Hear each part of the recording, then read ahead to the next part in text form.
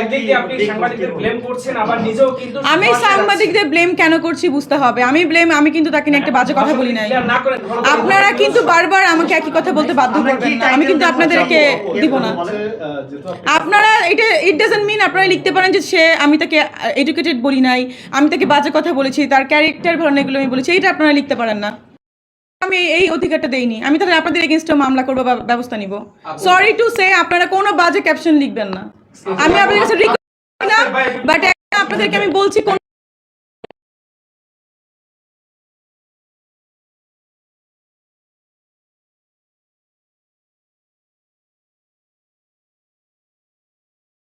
সাসপেন্সটা রেখেছি।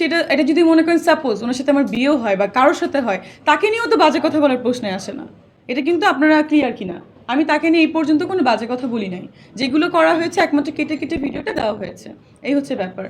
আর আরেকটা ব্যাপার যে সাকিব ভাইয়াকে বা সাকিবকে নিয়ে যেটা সাসপেন্স রাখা হয়েছে, এটা হতে পারে সিনেমারও ব্যাপার, হতে পারে পার্সোনালও ম্যাটার, আবার হতে পারে কোনো কিছুই না। আমি বলেছি আপনি যদি বিষয়টা যদি ক্লিয়ার না করেন, তাহলে আপনি বললেন যে লেখালেখি খুব পজিটিভ, কিন্তু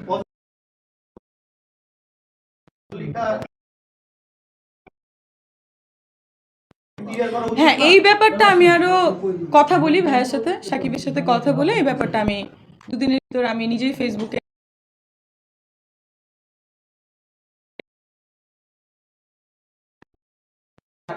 যত ঘটনা ঘটেছে সাকিব ভাইয়ের সাথে কি আপনার কথা হয়েছে কিনা? হ্যাঁ হয়েছে। সে আমাকে বলেছে তুমি একটা প্রেস মিট করে সবার সামনে বলো, কারণ তাকে আমি বাজে বাজে কথা বলেছি, ওই যে প্রেগনেন্ট, এডুকেটেড কিনা,